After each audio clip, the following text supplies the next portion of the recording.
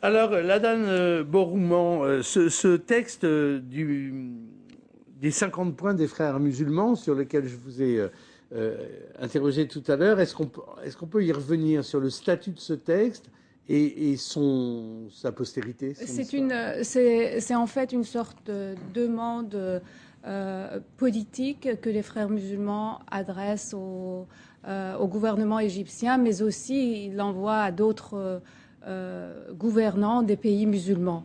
Et en fait, c'est peut-être une des premières manifestations de désir de la part d'une force politique à l'intérieur des sociétés musulmanes, de réislamisation d'une société qui est dont la culture est en train d'échapper à leur vision de la religion. Et en ce sens, c'est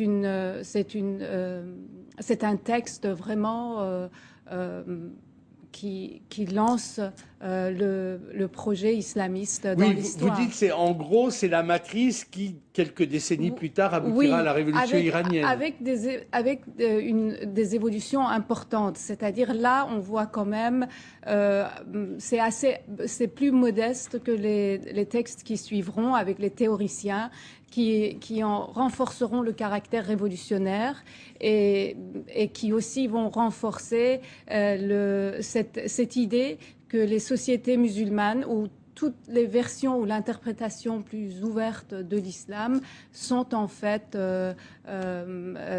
des corruptions qu'il faut éliminer de la société. Disons d'une certaine manière, dans l'évolution de cette idéologie, elle se marxise, si j'ose dire, en appuyant sur l'émergence d'une minorité vertueuse qui a pour vocation de purifier la société et de la diriger vers son salut. En fait, et là, du coup, on réintègre la logique révolutionnaire moderne. Alors, ce qu'il y a de curieux en lisant ces points, c'est que, vous le dites, je crois d'ailleurs dans votre texte d'introduction, il y a un grand recours à l'euphémisme, c'est-à-dire que tout n'est pas dit.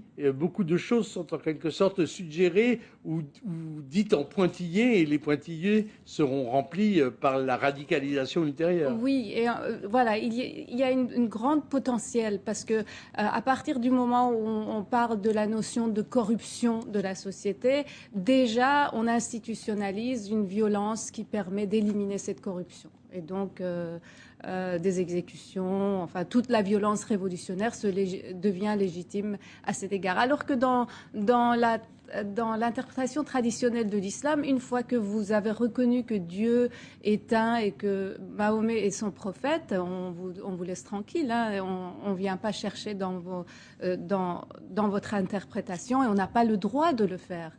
Alors que dans la nouvelle tradition islamiste révolutionnaire, on vient au cœur de votre âme et de votre esprit et il y a une inquisition qui s'instaure, que nous les Iraniens, nous en avons fait l'expérience dans les prisons, où il y a des heures de discussion avec les interrogateurs qui vous demandent ce que vous pensez, comment vous considérez Dieu. On vous met dans des boîtes pour que vous puissiez faire l'expérience du jugement dernier, de la résurrection, etc. Donc ça va vraiment dans une direction inédite dans l'histoire de la société musulmane. Alors c'est vrai que dès les points 5 et 6, on a un petit peu le frisson, quoi, parce que répandre l'esprit islamique dans tous les ministères du gouvernement afin que tous les employés se sentent obligés d'adhérer aux enseignements de l'islam. Et puis le point 6, surveiller la conduite de tous ces employés et mettre fin à la séparation entre la vie privée et la vie professionnelle. Grand classique aussi du bolchevisme, ça. Oui, c'est une des bases du totalitarisme. Hein. Bon, c'est justement ça qui est assez impressionnant dans ce texte de fondation des frères musulmans qui date de 1936, il faut le rappeler. Ça a quand même déjà pas mal de décennies derrière, hein, et qui est effectivement, plus de séparation effectivement de la religion et de l'État, et plus de séparation de la vie privée de la vie publique, et puis effectivement une avant-garde vertueuse, entre guillemets, qui évidemment qui rappelle beaucoup les révolutionnaires professionnels du camarade Lénine. Ce texte, il a quel écho quand il est rendu public en 1936 ? Je ne pense pas qu'à cette époque-là, parce qu'on est quand même sur un élan dans les pays musulmans vers la modernisation et la modernité. et la société est trop proche des déboires infligés par une tradition religieuse qui limite, qui bloque le progrès. Et vraiment, les élites du pays veulent avancer vers l'avenir. Et le nationalisme est très, très puissant. Il faut se souvenir qu'on est à l'époque du colonialisme et la réaction au colonialisme, c'est le nationalisme virulent, que ça soit dans les pays arabes ou en Iran, c'est exactement pareil. Et il y a une sorte... Enfin, les élites du pays vraiment y accordent peu de crédit, en fait. D'où d'ailleurs la frustration au fur et à mesure...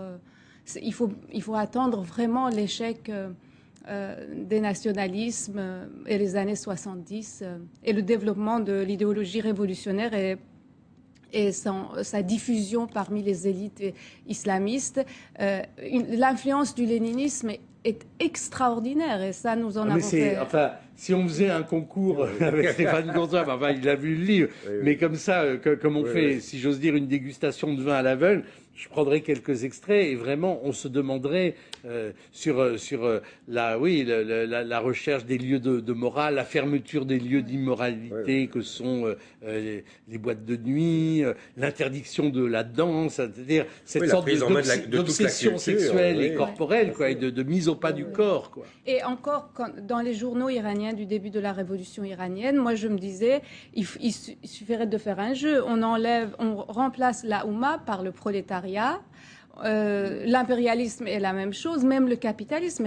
C'est pour ça que, en fait, tout le projet communiste, d'une certaine manière, islamisé, a été mis en œuvre en Iran. Les nationalisations à outrance, ce qui est vraiment contre l'esprit de l'islam qui vénère la propriété privée, les plans quinquennaux, les banques nationalisées, tout a été nationalisé. Nous étions vraiment pendant la première décennie de la révolution iranienne dans une économie soviétique. Et est-ce que ce manifeste des frères musulmans a explicitement servi de référence au régime Khomeini? Alors, les frères musulmans ont été honorés par la Révolution. Par exemple, il y a eu un timbre à l'effigie de Seyed Qutb, qui est le second, en fait, celui qui a rendu cette idéologie beaucoup plus révolutionnaire. Et puis, le leader le guide suprême aujourd'hui est un des traducteurs de Seyed Qutb. Donc, il y a eu une relation constante d'amitié et de collaboration entre les frères musulmans et les fédayines d'islam, qui étaient leur version chiite en Iran. Et ils ont toujours gardé de bonnes relations. Stéphane Courtois, vous avez procédé comment à la sélection de ces